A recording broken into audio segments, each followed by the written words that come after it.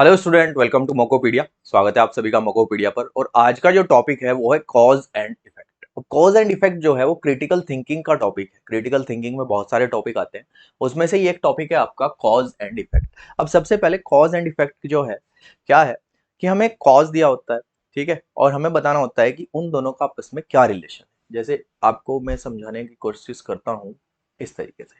Cause and effect is a major area of logical reasoning topic. Cause and effect क्या है? Major area है logical reasoning का।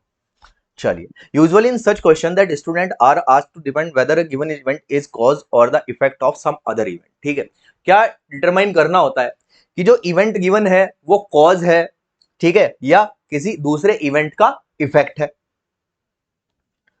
The idea behind putting these questions is to ascertain the analytical and logical reasoning ability of the student। ठीक है, student की क्या देखनी है? एनालिटिकल और लॉजिकल रीजनिंग एबिलिटी उसको टेस्ट करनी है। चलिए, an event doesn't happen automatically but there is a definite cause behind it. ठीक है, ऑटोमेटिकली कोई भी इवेंट नहीं होता, बट किसी भी इवेंट के होने के पीछे कुछ एक डेफिनेट कॉज जरूर होता है कि क्यों वो इवेंट हो रहा है, क्यों वो चीज हो रही है। The cause are conditions under which these event happen. Cause क्या है? वो कंडीशंस है जिन कंडीशन के अंडर वो इवेंट होता है।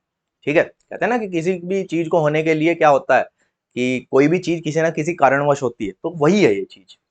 The scientific view of cause is one is where, कहां पे, it must be a scientifically proven fact. क्या होना चाहिए? एक साइंटिफिकली प्रूवन फैक्ट होना चाहिए that the cause leads to the said effect. ठीक है, कॉज के सेड इफेक्ट होगा। The said effect should be a logical consequence of the said cause.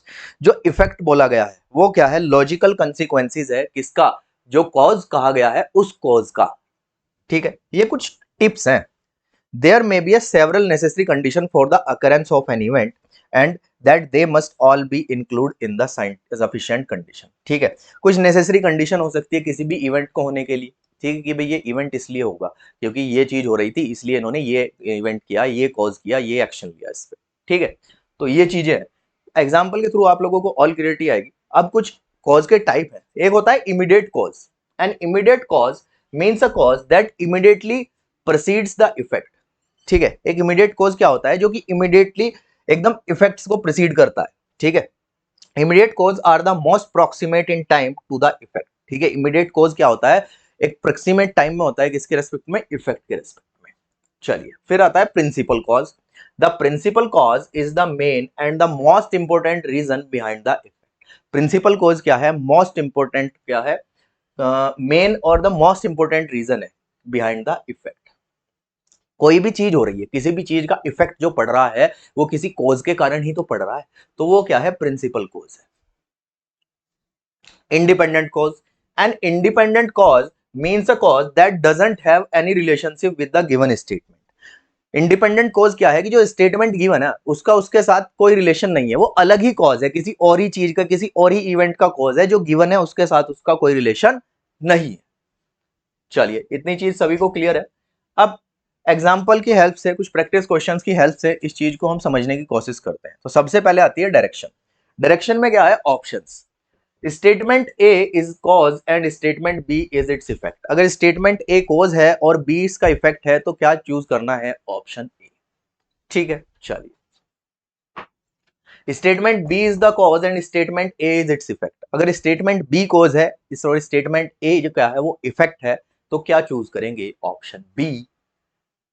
Both the statement A and B are independent causes. अगर दोनों statement A और B क्या है? Independent कोज है, कि दोनों का आपस में कोई लेना देना नहीं है, वो अलग अलग कॉज के लिए हुए इवेंट है, तो ऑप्शन सी चूज करेंगे बच्चे।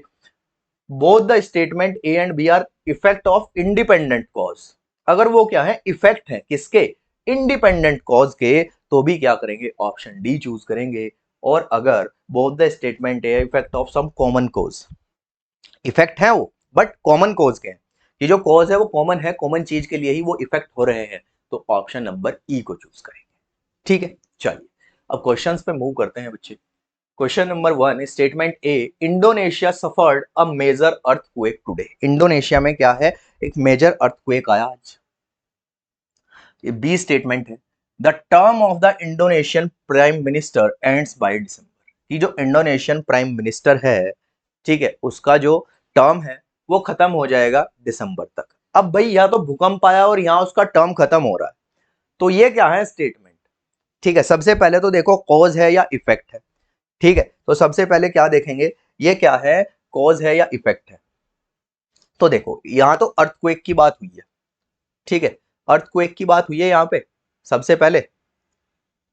चलो, हाँ जी, पहले अर्थक्वेक की बात हुई है, फिर किसकी बात हुई है, उसके इंडोनेशियन प्राइम मिनिस्टर का जो टर्म है उसकी खत्म होने की बात हुई है। तो देखो अब यहाँ पे क्या है कि बच्चे, अर्थक्वेक तो किसी और रीजन की वजह से आया होगा ना, टेक्टोनिक प्लेट्स वगैरह जो होती है, तो इसका इससे कोई लेना देना नहीं है, इंडिपेंडेंट है। और इसका टर्म एंड हो रहा है तो कुछ स्पेसिफिक टाइम हुआ होगा ना उसको, कि उसको 5 साल हो गए इसलिए उसका टर्म एंड हो रहा है। ठीक है, तो दोनों क्या है, इंडिपेंडेंट। तो जब दोनों इंडिपेंडेंट है तो क्या होगा, option number C, both are independent cause या इंडिपेंडेंट इफेक्ट। ठीक है, चलिए next. Bank perceive huge business opportunities in the insurance segment. Bank क्या परसीव कर रहा है, क्या ह्यूज बिजनेस अपॉर्चुनिटी किस सेक्टर में, इंश्योरेंस सेगमेंट में। चलिए second statement, as many as 11 nationalised bank are entering into the lucrative insurance market. 11 nationalised bank किसमें आ गए, इसमें आ गए इंश्योरेंस सेक्टर में, आपके इंश्योरेंस मार्केट में। तो अब हमने बताना है कि क्या, कि ये दोनों कॉज हैं, इफेक्ट है, या इनका आपस में क्या लेना देना है। तो अगर आप देखोगे तो ये क्या है, ये क्या है, कॉज है, और इसकी वजह से क्या हो रहा है, इफेक्ट हो रहा है, यानी ऑप्शन नंबर ए क्या हो जाएगा करेक्ट आंसर। ठीक है, चलिए next question number 3, the shortage of employable talent has become severe. ठीक है, एम्प्लॉयबल टैलेंट की जो शॉर्टेज है वो सीवियर हो गई। बी कह रहा है there are more job opportunities than there qualified professional. तो बिल्कुल सही बात है, जॉब अपॉर्चुनिटी मोर है than there are qualified professional. ठीक है, क्वालिफाइड प्रोफेशनल कम है। चलिए, तो अब शॉर्टेज क्यों हुई है, इसी वजह से तो शॉर्टेज हुई है। तो ये क्या है, ये इफेक्ट है, और ये क्या है, कॉज। ऐसा हुआ है तभी तो ऐसा हुआ है। ठीक है, इसकी वजह से ही तो ये घटना घटी। तो क्या हो जाएगा, option number A is effect, ठीक है, and B is the cause. ठीक है, तो option number A is the right answer for this question. ठीक है, तो इस तरीके से हमने अप्रोच रखनी है बच्चे। ठीक है, चीजों को ध्यान से समझना है कि क्या कॉज है क्या इफेक्ट है। ठीक है, so that's all for today, thank you.